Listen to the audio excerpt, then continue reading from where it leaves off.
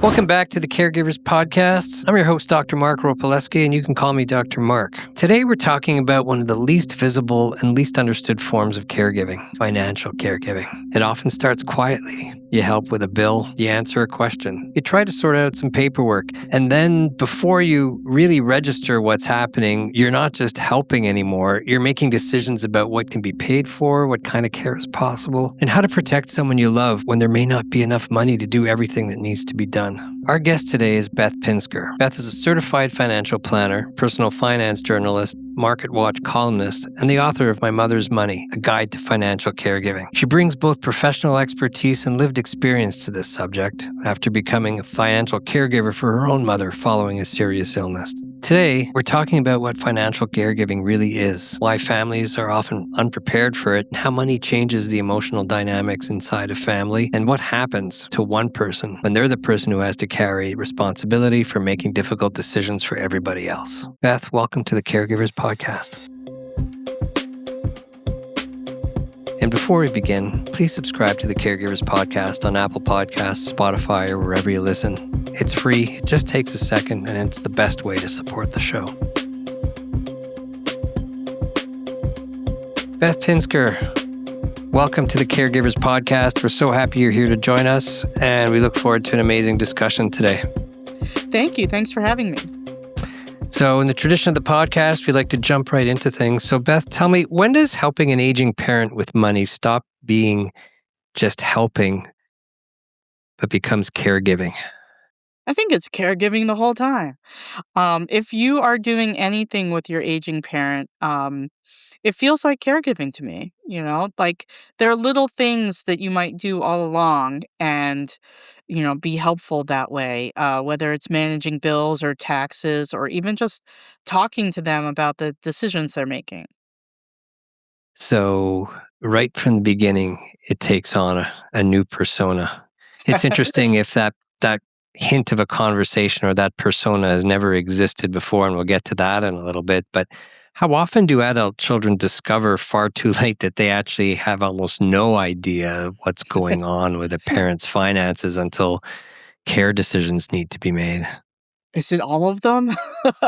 I don't know. Every single person I talk to seems to be caught short at this moment in some way. Even the ones who seem to have it all together are at the very end of the journey. Their parents have dementia and they've taken over everything. But it didn't start out that way. It never starts out that way. So, it's interesting because you go through this also, a lot of times if you're a parent also, at the same time you're going the other direction with your kids.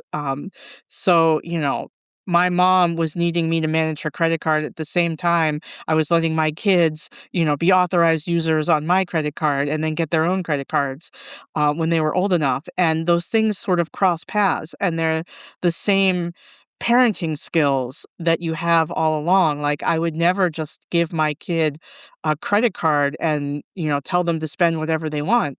In the same way that my parent who might have a cognitive issue, and I'm worried about looking at their credit card bill, no, like I'm going to have to clean up the mess. If something goes wrong, I need to be on top of what everybody's doing. It's not an invasion of privacy. It's good family skills. It's almost like deconstructing the sandwich generation, if you will. The way you described it made me actually see that sandwich coming Yes. apart.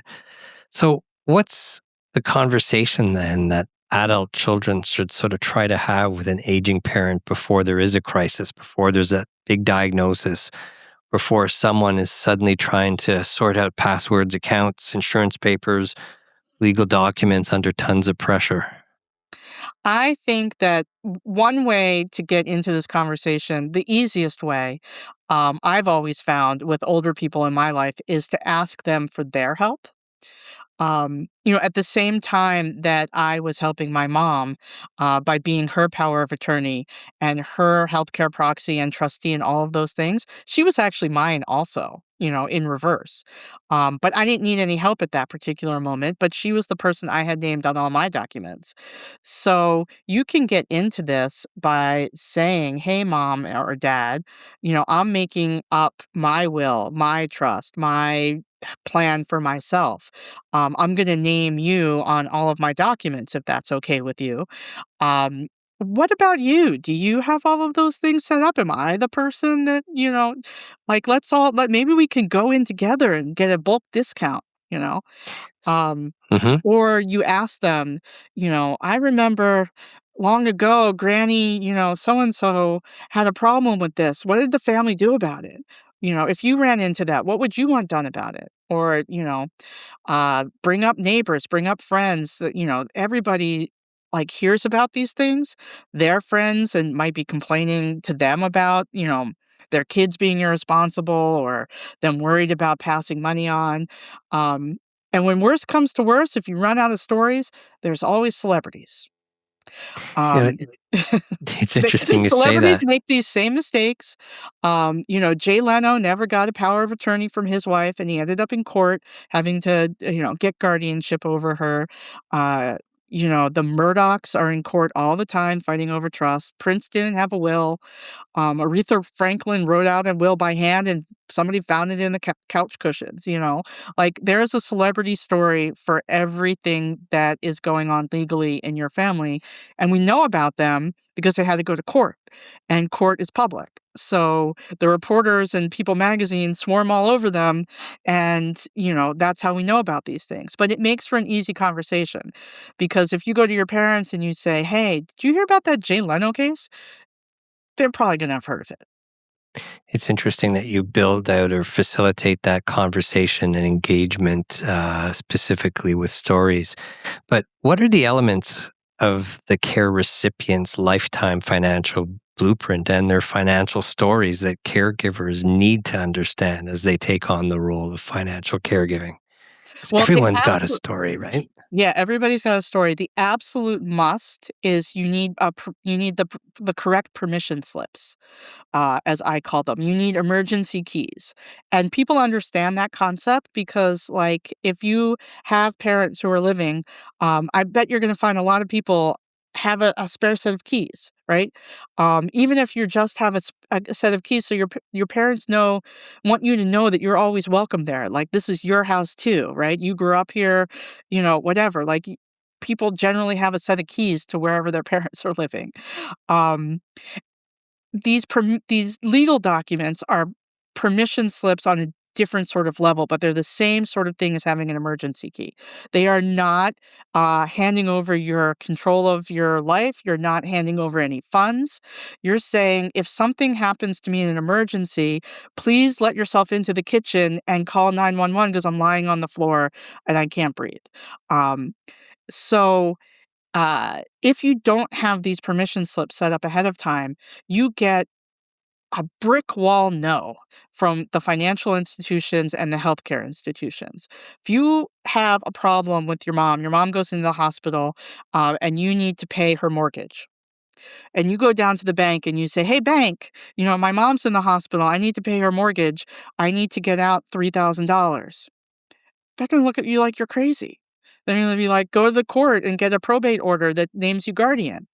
And you're going to be like, no, no, no, my mom says it's okay. No, you're going to hit a brick wall. They're going to say no. They're going to send you to court.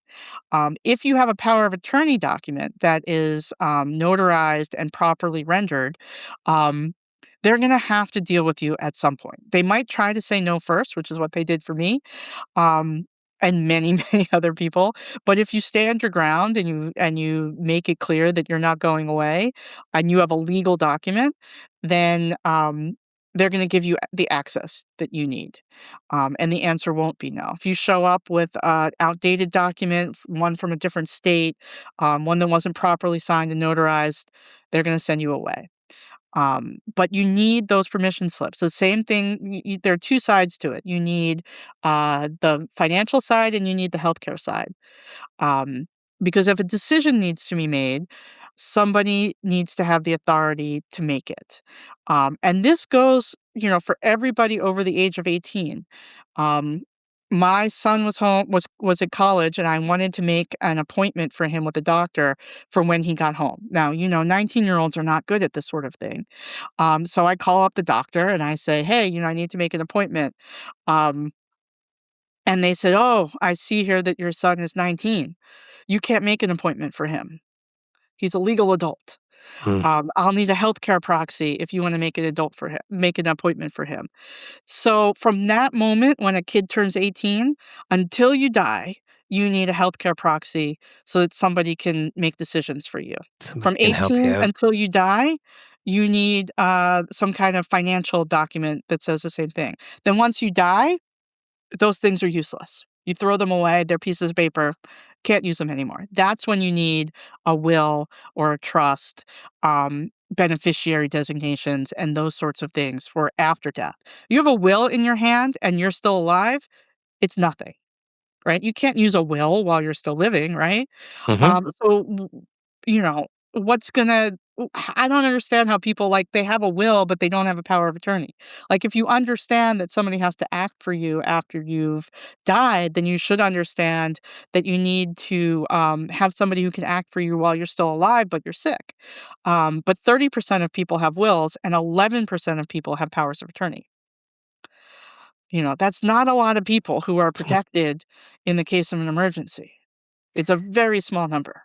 You speak of these permission slips or these keys, but there's something that goes way back, and that's the relationship with money and finances that your loved one, your caregiver, and that you're caregiving for actually had, that those relationships they had with money. And if you're going to start taking on some responsibility, what are the type of questions, or how do you embark on a discussion that involves, I'm going to have to take over some of your duties. I'm going to have to make some decisions about money to help you.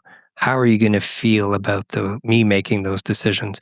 Where do you go with your loved one to establish a safe footing, if you will, to engage in financial caregiving moving forward?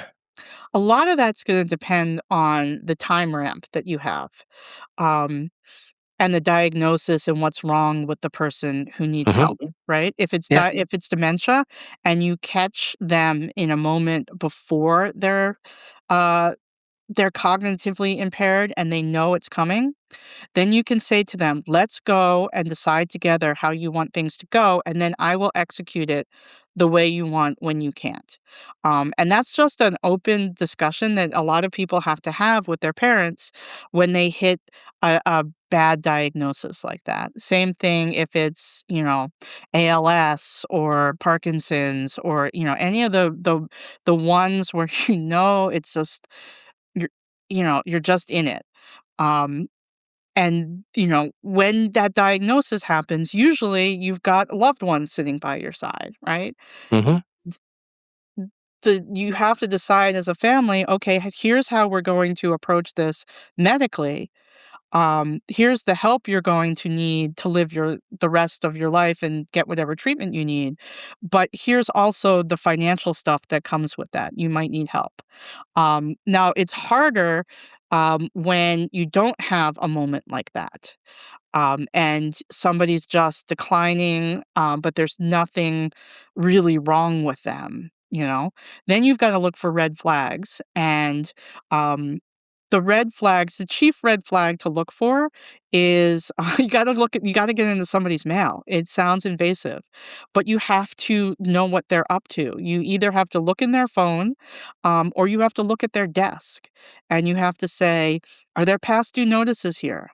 Um, look into at a checking account statement. Are they giving money away when it's not that they shouldn't be giving money away, because a lot of people like to be generous, but, like, my mom, when I looked at her bank statements, and there was presumably nothing wrong with her at that particular moment, was giving money to any politician who asked, and she got on lists, and everybody asked.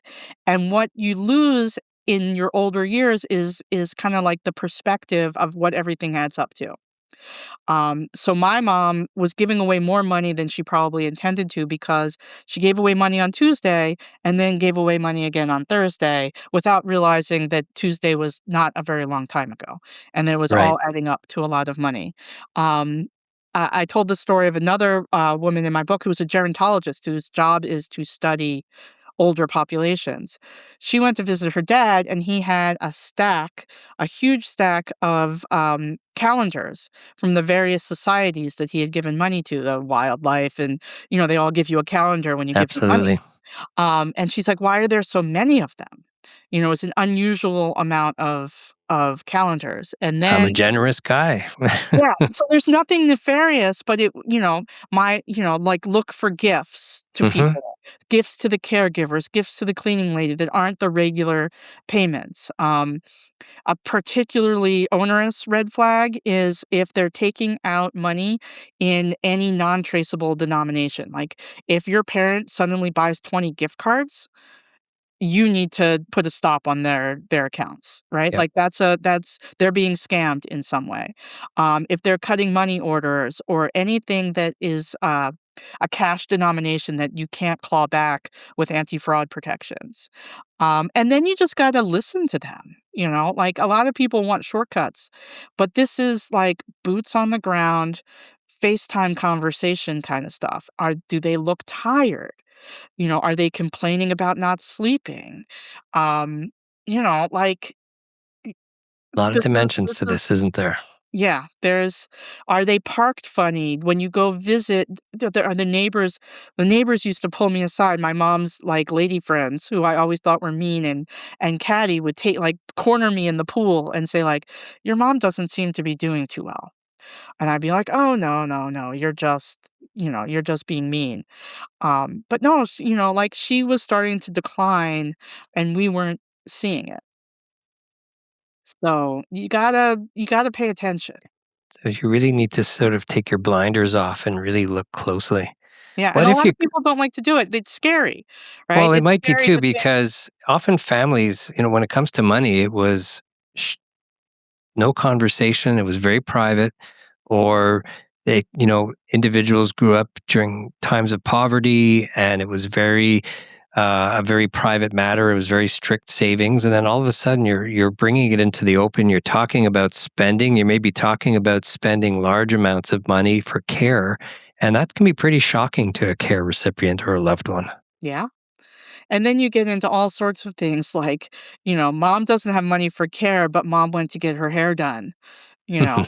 Oh, Um, we're going to get to that. yeah. So, why do money decisions become so emotionally charged then so quickly in caregiving? Yeah, they do, and then it's mom went to get her hair done, then I'm gonna get less of an inheritance. Oops. Yeah. Oops, yeah, or one sibling the mom wants to stay at home, and one sibling is willing to facilitate that, and the other one thinks that's too expensive and wants the mom to go to, assisted living, because it's cheaper, because that will preserve the assets longer so that some are left over for them.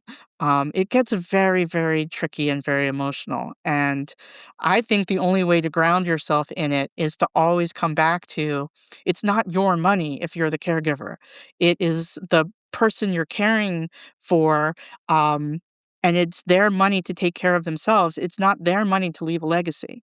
And if you have to spend every penny of it to take care of them properly, then that's what you need to do. But nobody in this world likes to have a pile of money and spend it when nothing else comes into the pile. So spending down to 0 is just really, really hard for us. It's a skill, and there are books written about it, right? And it's not something that's immediately entrenched if you've spent a lifetime just planning and doing the opposite. Speaking from the perspective of a caregiver who holds the power of attorney, then though, what does financial caregiving, or when does it stop feeling like help and start feeling like just taking on power over someone else's life? Like I it, think yeah, go ahead. it emotionally, it can sometimes be a little bit disconcerting. It can be. I went into it thinking that I was just helping, and my mom was supposed to have a back surgery and then recover and then go back to her life. She was 76, there wasn't anything particularly, daunting that we were facing. But then she started to have complications. And from the moment she had surgery till when she passed away about 8 or 9 months later, she never came back online to handle anything. And so I was, helping for like 3 days before I took over completely.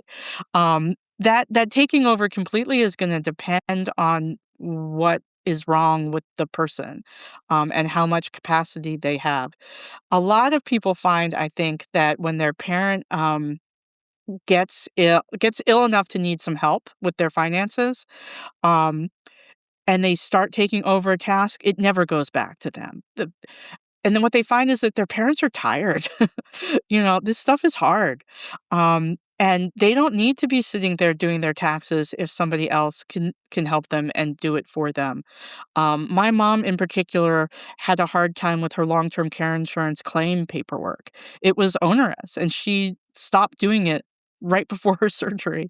And I didn't know that until I found the past due notice. But um, the the financial stuff is hard, and if somebody takes it over, it's hard to step back into it then because nobody wants to look at that stuff. And a lot of older people who are left, the dynamic we have in this country is that a traditional marriage is, a man and a woman, and the man is the breadwinner, and he's traditionally a few years older than the woman and dies a few years earlier, has less longevity. And so the women who are left right now who are older aren't always necessarily the breadwinners or the ones who were handling the finances in the household. Now that's changing, and that won't be the case when my generation is 80, and certainly not when the next generation is 80. But Absolutely. typically in a household, there is one person who handles the finances and one person who doesn't. And what happens is invariably the person who doesn't handle the finances is the one who lives longer. And that person then either has to learn from scratch at a very old age how to do it, or if they have children or relatives or trusted people who can take it over for them, they just skip a generation and don't do it. And so there are, whole families that are sort of wrapped around this, that you sort of step in and take over way before the person might have needed you to if they had been the bill payer in their household like the Mhm. whole time. Well, let's look at the scenario, though, where actually the care recipient may have been the person who was in charge of the books for all those decades. And when you have that power to start helping and taking over as a financial caregiver, what does it do to the caregiver when decisions have real consequences and the parent may actually not like what's being decided for them? It can cause some real conflict if the parent really doesn't like what the decisions are, and they have cognitive ability. They can just change the situation. They're still in charge. Hmm. Nobody should ever be doing anything against the person who's receiving care. There should never be anything that's against their wishes. They can just remove the power of attorney, change the power of attorney. If they have the capability, then they have the full power. So that situation should really never come up. Um, and if it does, then like you'll have a family fight on your hands, and somebody may end up going to court to remove the power of attorney or trustee or what have you.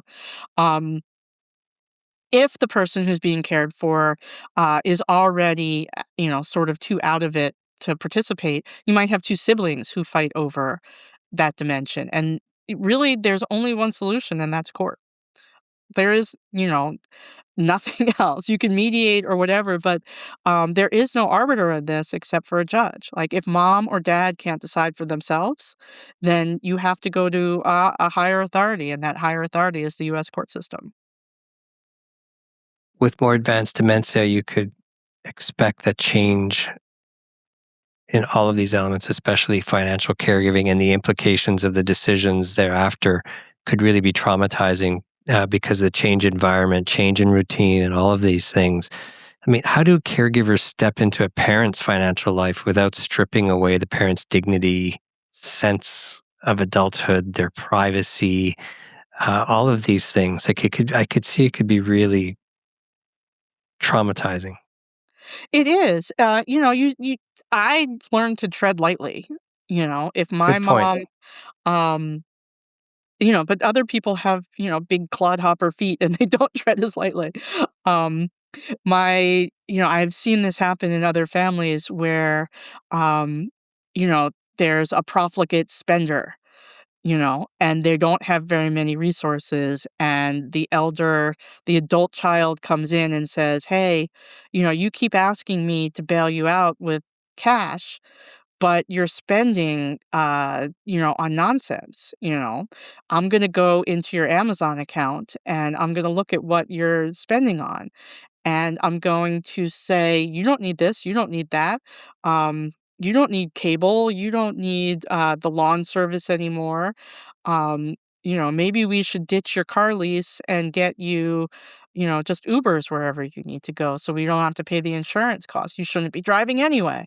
Um, you know, you you can't Bigfoot it, in a lot of these circumstances. I mean, the classic decision we talk about is, taking away the car keys and how difficult that is, right? The money control is even more difficult than the car key discussion, because at least with the car key discussion, you can point to consequences that are real and dire. Like, you could kill yourself and kill other people if you get in that car, and we just cannot allow that to happen, right? I'm not putting my kids in the car with you.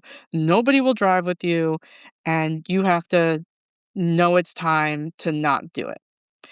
Sometimes a doctor has to say, you can no longer do this. W- Doctors tend to shy away from saying, no, you shouldn't, you shouldn't have access to a credit card anymore. Um, but it's the same danger to of a family if you are going to get caught up in scams, if you're going to spend unwisely. There was an episode of there's a show called The Conners. I don't know if you know it. It's a spinoff of Roseanne. Yes, I remember hearing about that. So there is a character on there, the mother of Roseanne, who has dementia in the show. And I interviewed the producer of the show because they had an episode or a series of episodes, like a thread line going through about Beverly spending on her credit card while she has dementia. And she just started to, they would come over and there were just all these things all around the apartment. And they said, oh my God, um, we're good. We can't pay this bill, and then it became this whole discussion on what is the family liability on some, an adult's, a single adult's credit card, right? Were they going to have to pay the bill? Was she going to go to jail? And then and then all of this happened because the producer's mom had run up a huge credit card balance, like $70,000 in debt, while she Oy. was undergoing cancer treatment, and she passed away. Jeez. And he called to try to pay off the bill, and they're like, oh no, you know we just write that off, you don't have to pay her credit card bill. And so he worked this into the show in a funny way, because when the family in the show realizes what's going on, they start jacking up the credit card with all sorts of other stuff, thinking that the charges will get wiped out. Um, so like, if you have somebody who's doing un ungood things with their money, and you're the one who's gonna be responsible at the end of the day for somehow cleaning up the mess, then yeah, step in sooner rather than later. I know of a case where, an elderly parent racked up an IRS debt, and they are less forgiving than the credit card I think companies. so. What had happened is there was an underpayment at some point. She had not wanted to tell anybody. She was, perfectly capable of handling her own life, she said. But the debt lingered, and interest accrues, and it ballooned to an amount that she couldn't handle. And she started to have other issues that she needed help with. And then the kids found out about this huge debt. Um, And while they wouldn't have to pay it upon her death, the IRS would have put a lien on the house. And they wanted to inherit that house and live in, and keep that house. And they weren't going to be able to with an IRS lien on it. Now, credit card isn't going to put a lien on the house if it's in a trust or, properly protected. But the IRS can do what the IRS wants. And in that circumstance, there really wasn't a way to avoid somehow paying off that debt if you wanted to keep the house. So, these things, there are ways that the mismanagement of money is going to affect everybody in the family if you don't step in and do something about it. So talk early, talk often is what I'm Yeah. hearing, and keep There's your radar game really turned up. there's really no harm in it. I mean, my son just got his first credit card. He's 20. And I said to him, you know, the only way to build credit is to make charges on your card and then to pay them off, right, each month and not accrue a balance. Um, and then I went through the math with him of if, here's the interest rates because we were picking a credit card. I'm like, each of these cards has a different interest rate. If you don't pay your bill one month, they're going to charge you 26% interest. Um, and so say you charge $100, you're going to pay $26 each month until you pay it off. Um, and that can balloon very quickly. If you tell me about the $100, I'll help you with the $100. I don't want to hear about it when it's $6,000. So you have to promise me that you are going to come to me right away with no judgment if you get behind on this, because it it reverses the purpose of what you're doing, with your credit score if you do this. So, we have that discussion at 20 in my household. um, you need to be having that all along with everybody. Like, don't wait till this is a huge emergency. If you need help now, with the financial thing, it's just going to end up costing everybody much more. Your house could get foreclosed, you know, um, anything bad like that, and you got to know about it as soon as possible. So what should a caregiver do when they can see that a parent needs help with money, but the parent's embarrassed, defensive, or very private, or simply refuses to let anyone in?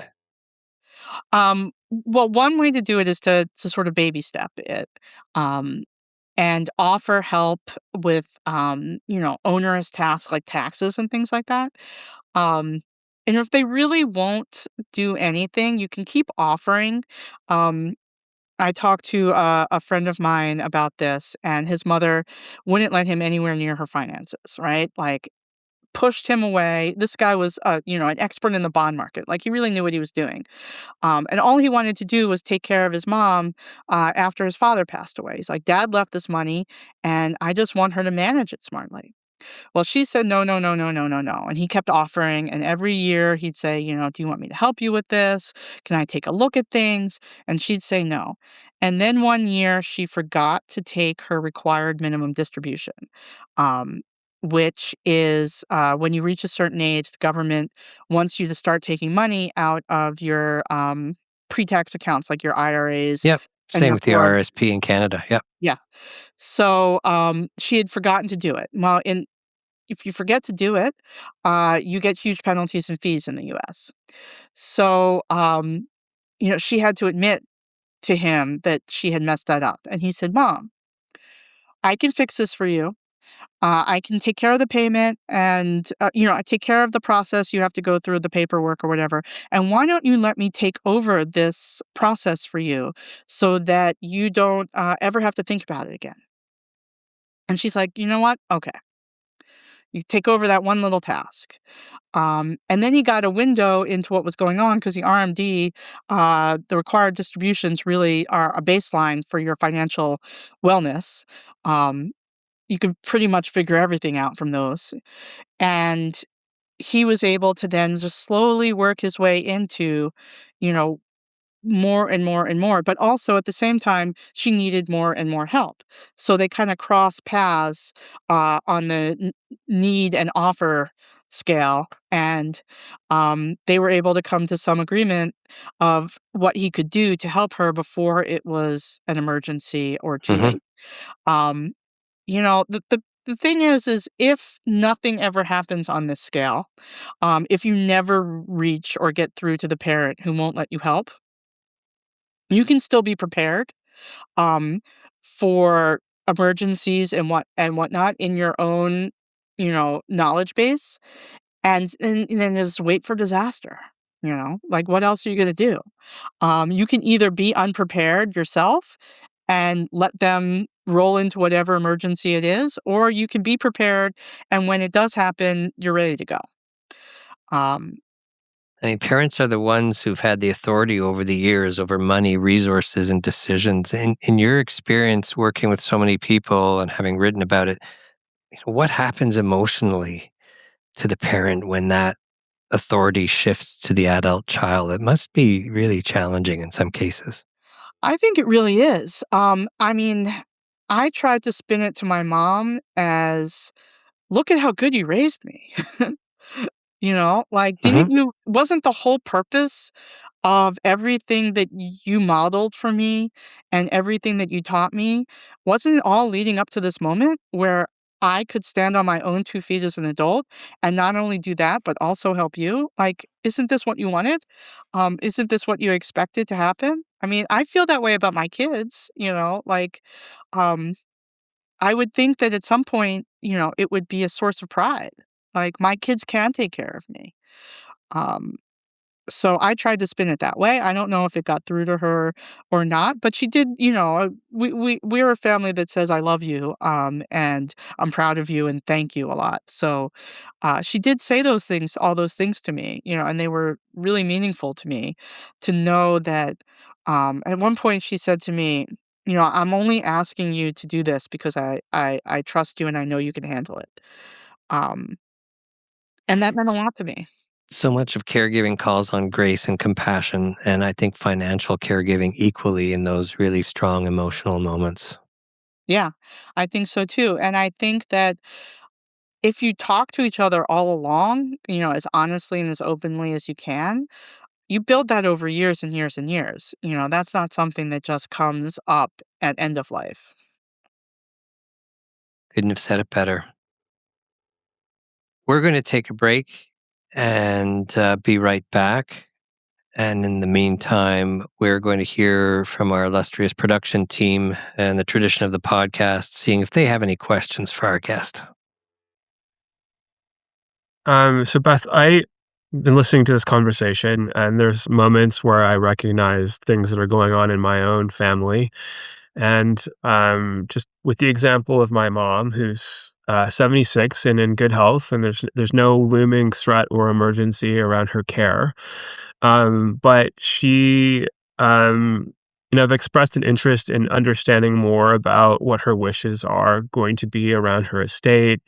Planning for funeral, that sort of thing, and just not wanting to get caught off guard when it comes to like wills and trusts and that sort of thing. Also, with a growing understanding about how you can minimize tax obligations by properly planning. And so I keep coming forward with this and trying to have these conversations. And it's typically met with, well, I'm not that old yet, or I don't need this right now, or, and it's not that she's rebuffing me in a sort of an aggressive way or she's elbowing me away, but there's just sort of this general unwillingness to have any sort of conversation about anything. And I find that is really difficult because I know we're very close. I mean, we've had our ups and downs, but we're close. We have a close relationship, and I know that if something happens, I'm going to be dealing with whatever that like health emergency is, or if she passes, I'm going to be dealing with sadness and grief. And I don't want to have to also then be sorting through papers or looking to find where a will has been stashed, or like trying to find those permission keys that you've mentioned earlier. Is there a way I can approach this and sort of try to get her to understand that this is really for it's this way that she can support her children by actually providing this information so that we can just focus on either the care emergency or grieving her loss. And just is there a way that is there a sort of an entry point into that conversation that you could help me with? Yeah, so, sorry to I'm a journalist, so I always ask questions, before I answer anything. Is your dad still alive? Does she have a husband of any sort, or a significant other of any sort So that she's she married? my parents split up when I was like 20, and she has remarried, and they've been together for like 30 years. Okay, so, um, immediately there, she has a circumstance where you would want a trust of some sort, like right off the bat, because if she dies before her significant other, what happens to what about you and any siblings you might have? Um, so this is a very common scenario that a lot of families deal with. Um, and I call it the evil step parent syndrome. And it goes both ways. Like sometimes it's the kids who are evil, and sometimes it's the stepmother or stepfather or whatever. Um, but the order of death and the way things pass, it gets derailed from who you might want it to go to. So if your mom passed away, all of her assets would go to her married spouse, and not to you. She might intend to leave some stuff to you or any siblings you might have, but they're not going to go there. It would be on your step parent to generously give to you what she intended. And he's She not wants to evil, be. by the way, just to go Oh, on I the know, I just to know, go I on the know. record. That's why it's a trope or a cliche. Um, but if she wants to make sure, she needs to write it down. Um, so the way into this conversation with somebody who doesn't want to deal with it is to say that she doesn't need to necessarily pass that information on to you, and you might not need to know it right now, but she has to take care of all this stuff and put it in a folder of some sort. I call it the death folder.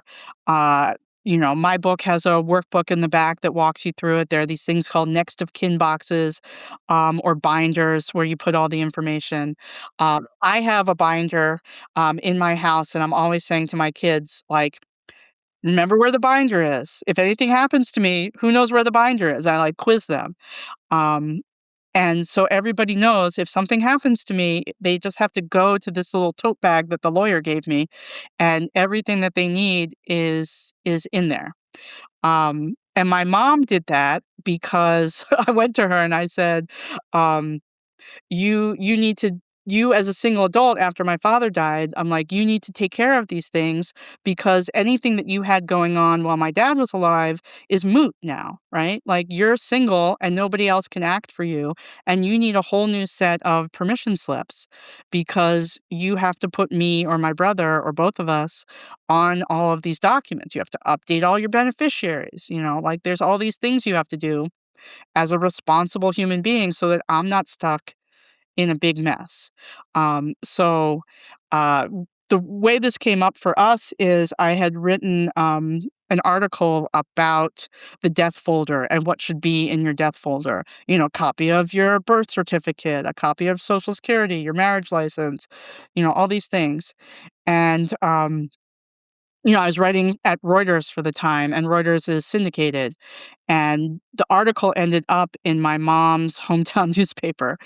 And my mom, older people are wont to do, like, she would clip stuff that she thought I'd be interested in and mail them to me. And she said she had started to clip out this wonderful article about this death file that she thought I would love. And then she gets to the top of the article and she's like, "Oh, she wrote it." And I'm like, "Yeah, and read the article and do all of those things." And she's like, "Okay, well, how do I get a lawyer to," I'm like, "Here's a link. Click on the link and, pick a lawyer." Um, and so she did it. My father died in April, and by July, she had a whole new estate plan for about $4,000 or $5,000. And when that was, 5 years before anything happened to her. So, she was all set, she was prepared. And anybody in the universe needs to do that. We typically do not do this until we hit our 60s. But we need to do this all along. And I'm just trying to get more people to realize that. Like, you need to do it. And more, I don't think that parents realize, like, as the years advance and as everyone's getting older, the stress that it can cause when these things haven't been sorted out. Like, it causes a lot of stress and anxiety for the adult children, not knowing, like, how to deal with this stuff. And it's yeah, just, I think there's kind of a lack of recognition of what that can how that can impact the kids. yeah. Yeah. Well, It may be a you double start, phase though, yeah, right? After everybody leaves the house and like you realize I don't need as much term insurance because a lot of my liabilities are no longer an issue. Maybe you kind of go into this sort of dormant phase where you're like, everything will work out in time. But I got through that first chunk, that first wave. But to your point, you still need to sort of stay on top of things. yeah. You could start it by doing it yourself, do your own paperwork, get your own house in order, and then tell your mom what your plan is and say, here's what I'm doing and setting up. Could you do any of this, for me? Could you be my power of attorney, or can you be my backup power of attorney? And then say, okay, what about you? Are you doing any of this? Do you have this taken care of? Because people respond to that sort of thing a lot better than um, just a finger wagging and saying, you need to do this. Well, we need to do it too. Like, I talk to my Yeah. wife about this all the time. We still haven't. It's like one of those things. We're going to do it next week. We're going to do it before this holiday, before you travel, before. But we actually need to do it ourselves. So it's a great Yeah. reminder. Thanks for answering my question. Now you're going to do it Monday. Right. I was sitting here thinking, God, I gotta update the binder. I do this to a lot of people. It's kind of my special power. It's a good power. It's a valuable power. Beth, I'd like to change gears a little bit. We've been talking a lot about the individual and the relationship with the parent, but I'd like to get into something that's a little bit more challenging, a little bit more sticky. So, why does financial caregiving so often leave one person carrying the responsibility, but also the blame and the emotional weight for the whole family? Yeah, because nobody understands money. Um, and these tasks are difficult, and everybody thinks if they aren't handling it themselves, then somebody's stealing or doing something wrong. Um, I have by the time this comes out, the piece I'm writing currently is about sibling fights over Mm. caregiving. And I interviewed this pair of sisters, and their conflict was over, managing the care of their mother and how it was getting done. And one sister was doing it, then the other sister came over and took over the tasks. And then the other sister, the first sister who was doing it in the first place, just started to criticize her older sister, um, and didn't want to do it herself, but didn't think the other sister was doing it the right way. This is what happens. So this is why, you get back to the mechanics of it, right? You're going to manage your parents' money. You have, mom's bank account. If you have more than one sibling in the family, and one of them you're going to make one of them joint owner on the bank account, but not the other one. Then the other one automatically thinks the first one is stealing.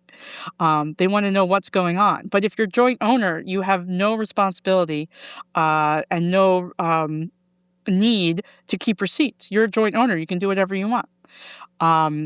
And what happens then is when mom dies, mom might have in her will, I want my bank account to go split between my two children.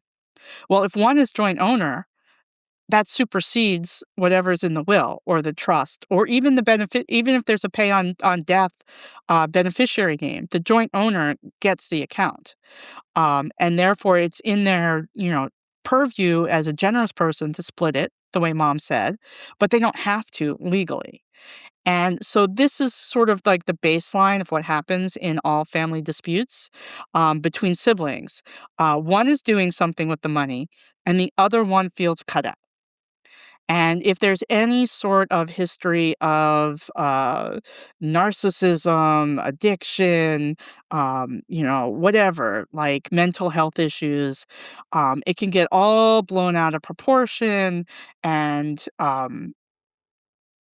everybody in a legal sense has an equal footing here. Like if if mom dies without a will at all, the state's going to split everything 50-50 between, two siblings, or split it up whatever way is necessary for multiple siblings. And that distrust builds.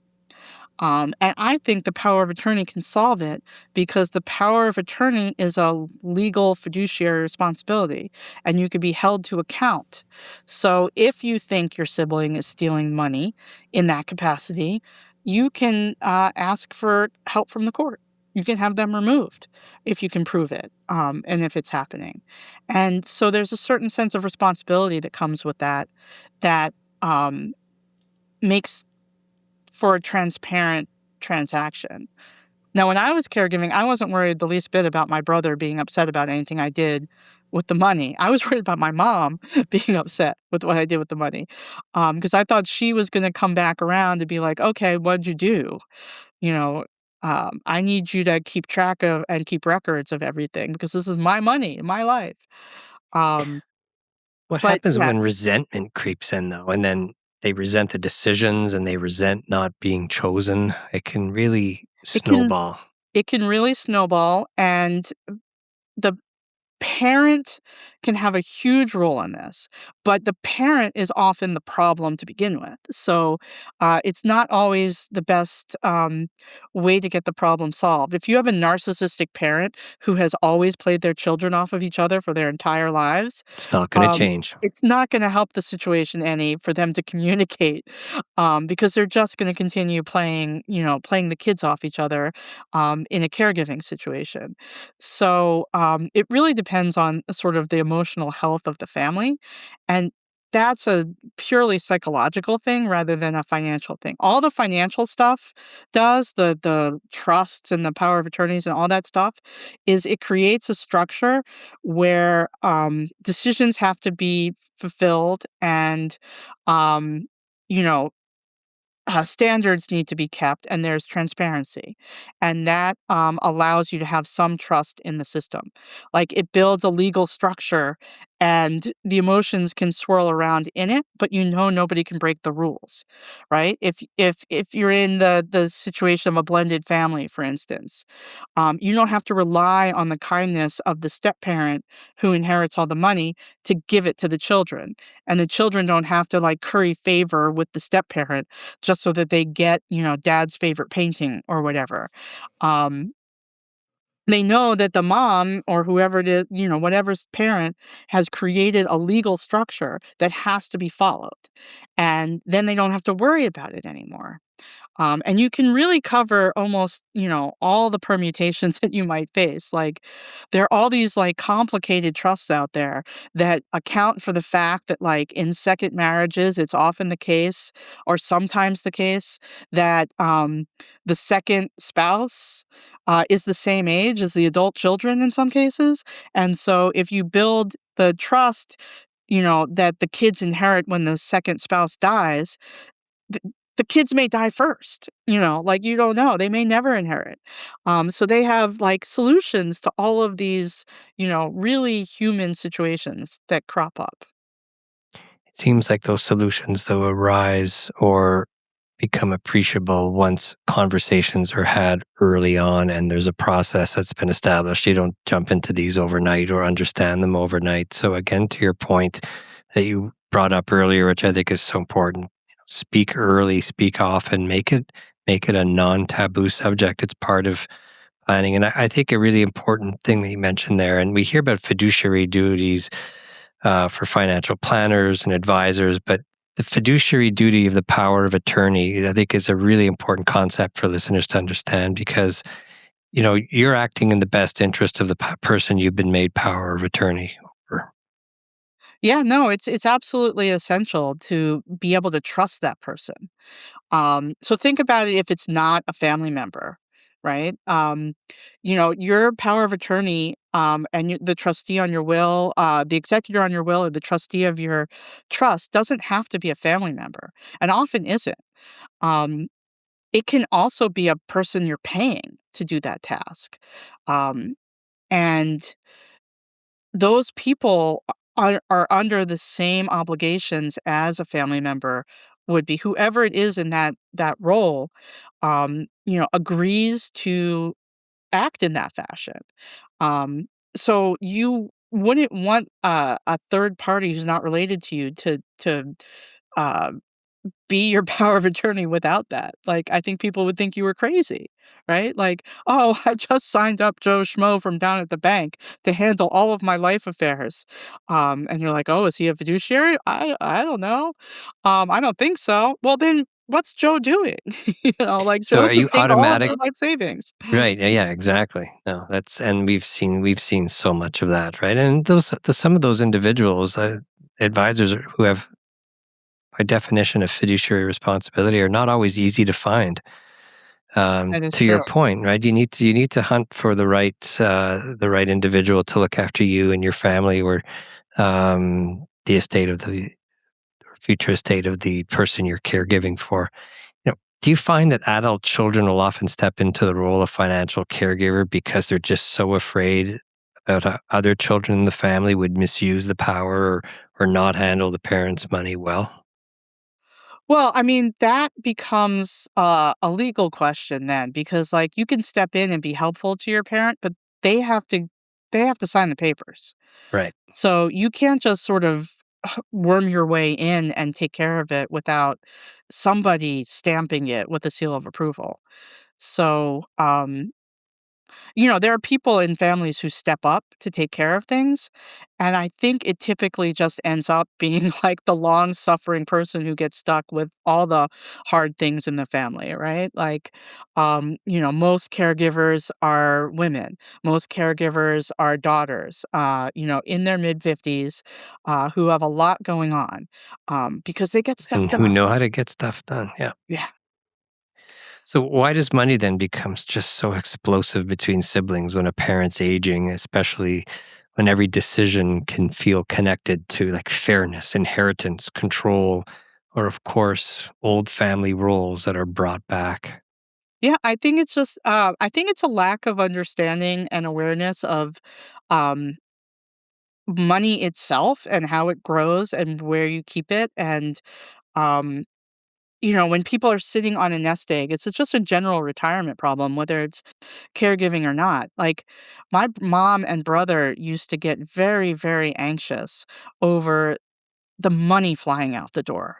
And they would say, "Oh my God, we have to cut back. We have to, we can't have 24/7 care. We can't do this. We don't have enough money." And, as a certified financial planner, I could run the numbers and I could say, put it in software or run it through my financial calculator and say, okay, no, we actually do have the money. We're okay. At this particular rate of spending, we can make it, X number of months. And then we can make another decision like selling the house. And then that carries us another 3 years. So like I could run the math and put, in our business, we call it the time value of money, right? Hmm. I could put a time value of money that was fairly exact on my mom's resources that were available and allow for permutations of more spending here, more spending there. And I could run different scenarios. And in the book, I go through a way for people to do that. You It did it. You is outlined it really well. I looked at that chapter and sort of uh, really appreciated what that exercise could do. And I don't think we're really well informed, um, from 50 onwards about these tools that are available. It's not instinctively on our radar, but they can be really helpful. They can be because, if your anxiety is just in general like Chicken Little and the sky is falling, you're going to make bad decisions. But if you have a really measured approach and understand what all the cards on the table and then can add up the cards, you're going to be in a much better emotional place. It's hard math, though, I will say. Like, I studied for 2 years, and have been doing this professionally for a long time. It's not just addition and subtraction, like, you're running a lot of variables at the same time, and it's hard for a lot of people to keep track of. Um, when in doubt, I say get professional help, you know? At some point in this journey, you need to have some kind of lawyer. You really can't get through these processes on your own. There'll be people who tell you that, probating a will isn't really that big of a deal and you could do it yourself. No. Like, do you even like, the first question is, do you want to? Because there was no way I was gonna walk my mom's will into the Broward County probate, court and try to do it myself. Like, I was grieving, I had COVID, no, it was, like, the worst time of my life. I was not gonna learn a new skill. Um a financial planner can come in handy. The taxes are complicated. Uh, and, like trying to do somebody else's taxes from scratch or when they're sick or trying to do after death taxes, it's really beyond the normal person's tax abilities. Hmm. And I'm good at taxes, and I volunteer and do taxes for other people, um, and I couldn't handle it. There's also that other notion in the calculations too that, if there is an element of longevity in the person you're caring for that you need to account for, it's tough if all they're used to doing is having their money, for example, in treasury bills that don't keep up with inflation. Yet we know that costs of care are going to go up year by year. And if they have a decade ahead of them in the setting of a chronic, neurodegenerative disease, for example, there's lots of changes to the framework that are going to be a shock to the system when the parent or the loved one is realizing that everything that they were used to is suddenly changing and being managed differently, and that can certainly take a toll. That can definitely take a toll, and I think if my mom had seen the way I managed her money, it would have made her very nervous. She was an extremely conservative, investor, and I am not, but I'm at the right age to not be an investor like that. She was that way her whole adult life. So, um, yeah, no, I think she would have had a hard time with the decisions I made. Um, but at some point, she got too tired to Mhm. think about them, and so she just had to trust. I'll never forget, just from my own experience and during the 2008 financial crisis, trying to explain to my parents that it's not a loss until you sell. So don't Yeah, sell. yeah. And I think I repeated that about 14,000 times, but fortunately, we understood each other. Well, that's good. Not a lot of people listened to that message, and they ended up, it's easier to sell than it is to buy back in. And Mhm. nobody ever, you could think you're the most brilliant person when you sell in a down market. But if you don't buy in a down market on the way, you don't catch the way it goes back up. Yep. So That you mentioned a really important point that I want to get back to. Like, when does helping an aging parent with money stop being advice, but actually start requiring legal authority to act? you should always have legal authority to act. You Okay. shouldn't, y- if you're going to touch anything, you should have legal authority. A lot of people try to fake it for a while. They'll get the logins and things like that.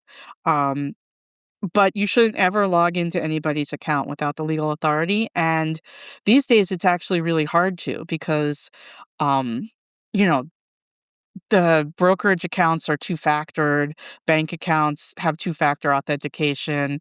Um, I was talking to executive at a, estate planning conference, and her mom, has dementia, and she's her power of attorney, and she needed to change the beneficiary designation because her father died, and her dad was the beneficiary of her mom's account, and all she needed to do was call up the brokerage and ask for a new beneficiary form to be sent. And she called up the 800 number and she said she was her mom. because she didn't want to deal with the rigmarole of the power of attorney documents first. So she calls up, she says she's her mom, and immediately, to the automated system, who's calling? And you say, whatever, I'm Estelle. And immediately somebody jumped on the phone and they said, "Can we confirm your identity, please? Because you don't sound like Estelle's normal voice." And Wow. she Yep. like It's out there. hung up the phone really quickly because she didn't want to get caught. Um, but it can be innocuous or it can be nefarious, and they don't know the difference in the customer service center, so they have to check. Um, so faking it, it's going to get you in a pickle down very quickly. And so you have to have legal authority if you're going to touch anything. If you're just going to look over things and give advice and they're going to do it, um, then fine. But make sure that even then, um, that can be seen from the outside as financial manipulation. If you're standing behind them while they're at the computer and they're doing something and you're telling them what to do, um, you have to think, what would somebody who walked into this room or overheard this conversation think? Would they think that I am manipulating them? And if the answer is yes, then you should have some documentation that says that. Because you might get to the point where you are in the room when your parent calls the financial institution and they are the ones talking. But if they hear you talking to your parent, they're going to flag that conversation too. Lots to think about. Yeah. You've worked with lots of individuals and met and interviewed lots of individuals. And this is a question that probably comes up, which people wonder about. But should a family caregiver actually ever be compensated for managing a parent's finances in the family context? I mean, it can be a lot of work. Is there a way a family can handle that sort of transparently without creating suspicion or conflict? Absolutely. I think that if there is a lot of work involved, then you could account for that in a will or a trust for there to be some sort of management fee. Think about if you did have to hire somebody to do it instead of that person. Um, in a trust, you would probably be paying 1% per year. Um, of the assets in the trust. So, a will with with lots of assets, could require quite a bit of work. And, the person who's managing it, um, could get compensated in that way. Now, it would be up to, the degree of the assets involved. My mom didn't have enough money to consider anything like that. And I was doing it, not for that purpose. But my brother did offer at various points to be like, why don't I take less of a share of X, Y, or Z because you're doing all the work? Or why don't you, put a line item for yourself in there? And I was like, no, it'll just come around to me on the back end. I don't need to do that.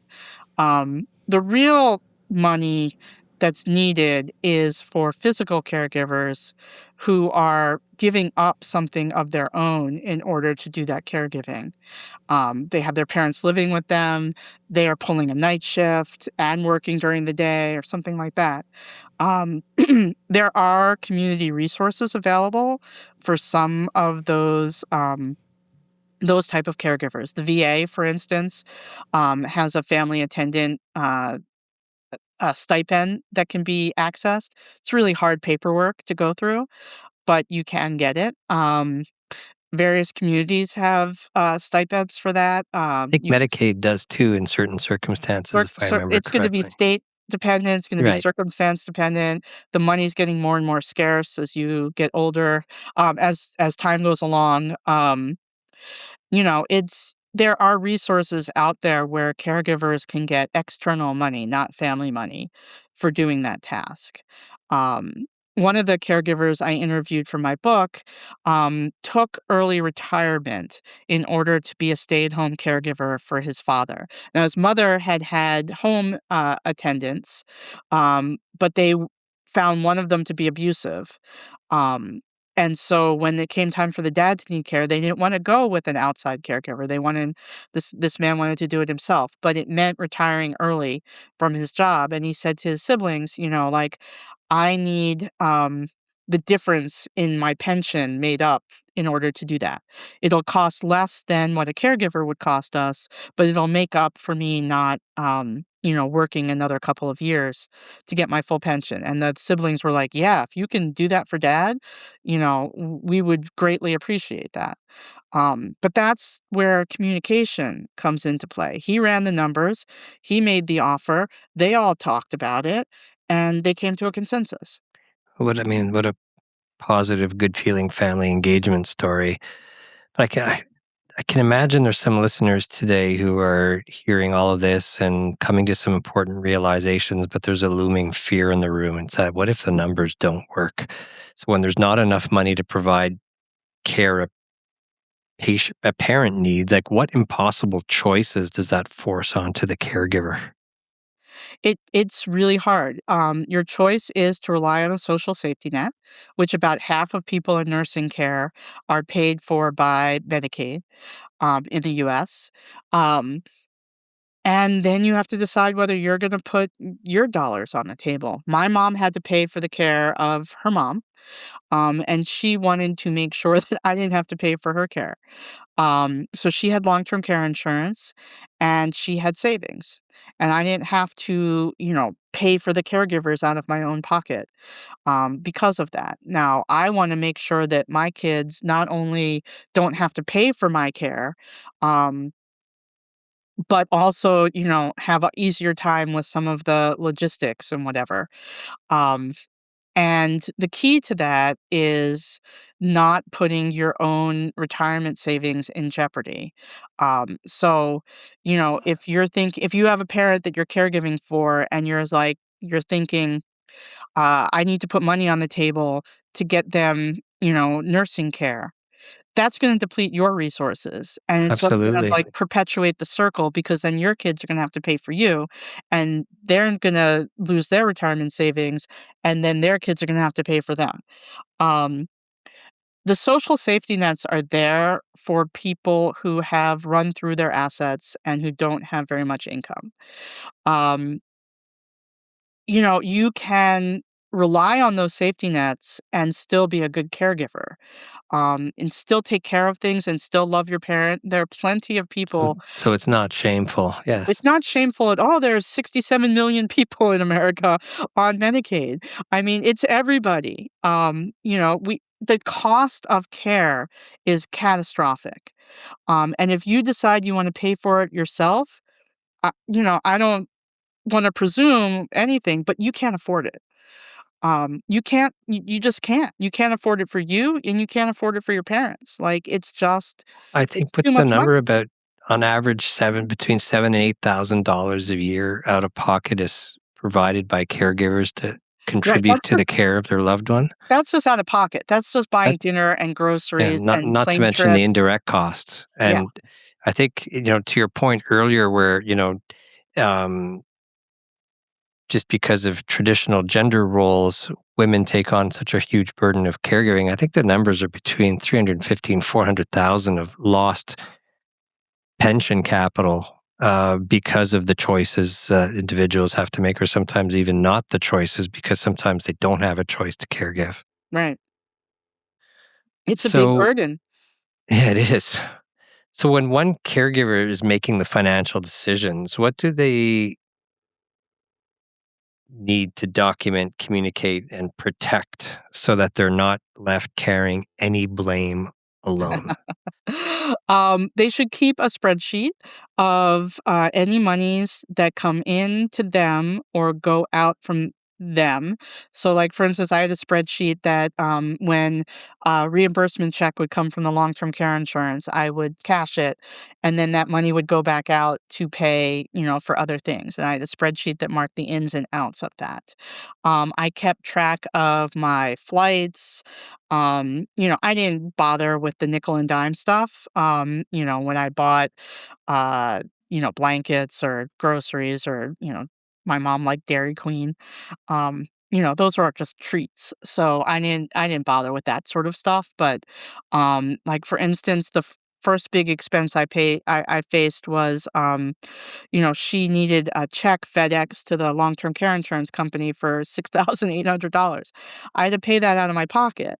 Um, and then I got reimbursed later. So like you need a paper trail of all of these things. You need a folder. Um, and you just keep it all. And a little diary, a little notebook, your cell phone is really useful in this circumstance. When you get receipts, snap a picture, put it in a folder.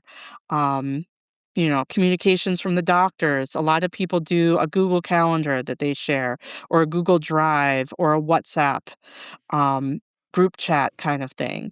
And they, will update notes. Because a lot of times, if I was on the ground in Florida talking to the doctors, I would write notes up after the conversation and share them with my brother. And if my brother was there, he would share them with me so that we both knew what was going on all the time. That was really, really helpful for both of us because, then we didn't feel like we were missing out on anything. Nothing was going to catch us by surprise. And, it was just, there's so many digital ways now to share information that it makes it easy. And so why not make use of these things? You went through this experience, and so many people do. As a caregiver, how do you know when you've done enough, even when every option feels imperfect and other family members may be unhappy in the end regardless? You know you've done enough when you sit down by the bedside of the person who's sick and you just have a minute to say, I love you and I care about you. Um, all you're trying to do with all this paperwork stuff is get it out of the way so that you can be with your loved ones. And so if you have a minute in the day to just be present, be in the moment, sit there, that's what you're looking for. That's the successful goal. Even if you don't say anything and you just hold hands, whatever it is, like that's the important stuff. And all this paperwork and nonsense is m- the goal for me in writing this book was to give people the information they needed to get it out of the way. Right? If you do this stuff, um, as I've laid it out, your life will be easier. Everybody's lives will be easier. And you can get back to the stuff that really matters. I'd like to commend you for that because I think it's a great book and it's chock full of information. I was telling my mom that, Mom, on Friday I'm interviewing Beth from New York, and she's a financial planner. We're going to talk about finances and caregiving, and she's got this book called My Mother's Money. And she said, maybe I should read it. That's what I tell people to do. It sounds self-serving, but like, if you can't have a conversation with your parents about these things, like hand them my book and be like, Beth Pinsker had to do all this really hard stuff because her mom didn't do X, Y, or Z, or she didn't do X, Y, or Z. And she wants us to learn from her mistakes. Mhm. So read this It's a wonderful contribution, and part of the why of this podcast is to make our listeners not feel alone and to bring expertise within reach. And we certainly appreciate your expertise and your experience and the time you took to spend with us today. Well, thank you very much. A big thank you, and wish you well, and look forward to your next book. It'll be coming. Wonderful. All right, thank you. That wraps up this week's episode of the Caregivers Podcast. I'm your host, Dr. Mark. We'll see you next time. Beth, thank you for helping us speak to a part of caregiving that so many people are living, but very few people know how to name. I think one of the clearest reminders from this conversation is that financial caregiving is not just about paperwork, accounts, or planning. It's about power, duty, fear, family tension, and the weight of making decisions that can affect a parent's safety, dignity, and their future. For anyone listening who's carrying that responsibility right now, I hope this conversation helped you feel seen and a little less alone in what can be a very isolating role. And if this episode meant something to you, please take a moment to rate the Caregivers Podcast on Apple Podcasts or Spotify or wherever you listen. It really helps other people find the show. Before we wrap up, I wanted to remind you of something important. The conversations you hear on this podcast are here to inform, to support, to spark reflection. They're not a substitute for professional medical advice, care, therapy, or crisis services. Listening to this podcast does not create a doctor-patient or caregiver-client relationship between us. If you're facing a medical concern, health challenge, a mental health challenge, or a caregiving situation that needs guidance, I encourage you to reach out to a qualified professional who knows your story. If you're ever in crisis, please don't wait. Call your local emergency number or recognize crisis hotline right away. You deserve real-time help and support. The views you hear on this show, whether from me or my guests, are our own. They don't necessarily reflect any organizations we work with, or are part of, or have worked with, or been part of in the past. This podcast is an independent production. It's not tied to any hospital, university, or healthcare system. Thank you for being here, for listening, and most of all, for taking the time to care for yourself while you continue to care for others. I look forward to hearing from you.